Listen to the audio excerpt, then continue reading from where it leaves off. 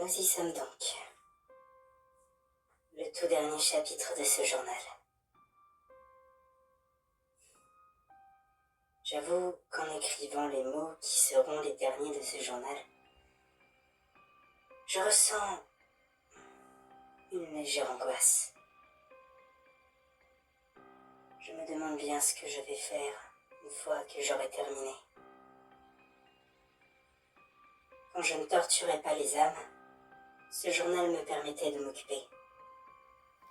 Là où ma vie avant tout ça se résumait essentiellement à punir les âmes et à surveiller ce que le prisonnier faisait, une fois qu'il est parti, je me suis senti complètement perdu. Je n'avais plus rien à faire,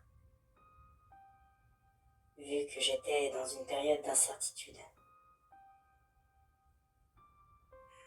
Alors, quand j'ai commencé ce journal, ça m'a permis de m'occuper l'esprit et, petit à petit, d'y voir plus clair et de mettre de l'ordre dans ce que je ressentais et ce que je voulais. Enfin, je ne vais pas vous résumer une énième fois ce qui s'est passé durant l'écriture de ce journal. Vous savez déjà tout ce que vous avez à savoir sur moi, sur le prisonnier, les cauchemardesques et sur le village dans les cauchemars. Et je ne pense pas avoir oublié quoi que ce soit,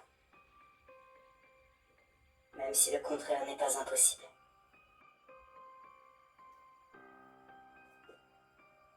Maintenant, d'un côté, j'ai envie de finir ce chapitre, pour le compléter.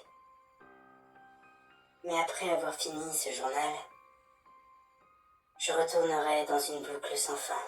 Je torturerai les âmes encore et encore.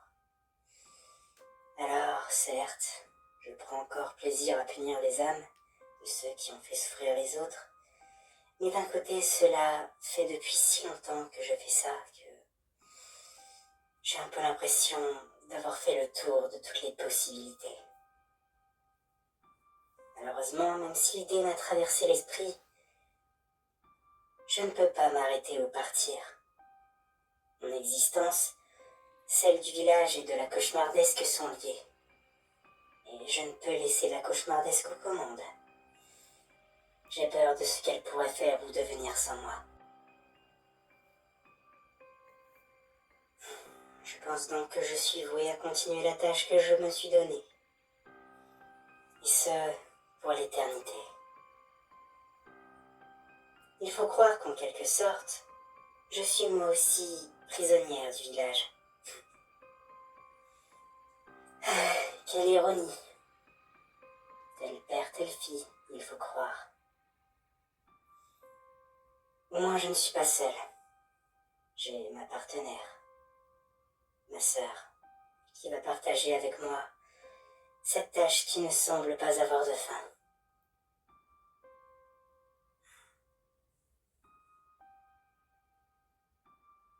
Je ne sais pas comment conclure ce chapitre. Et j'aimerais ne pas terminer en vous laissant sur cette note un peu déprimante. Mais je pense que c'est un peu représentatif de la morale de toute cette histoire. Quand on se laisse dévorer par la peur, par la haine ou par la vengeance, il se peut que nous en devenions prisonniers. Et des fois, si on plonge trop profondément dans les ténèbres, il en devient presque impossible de s'en échapper.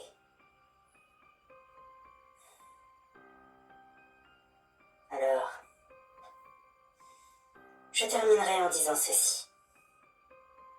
Attention à vous. Ne vous laissez pas sombrer comme moi dans les ténèbres, sous peine de ne pouvoir en revenir. Et prenez garde si vous faites souffrir ceux qui vous entourent.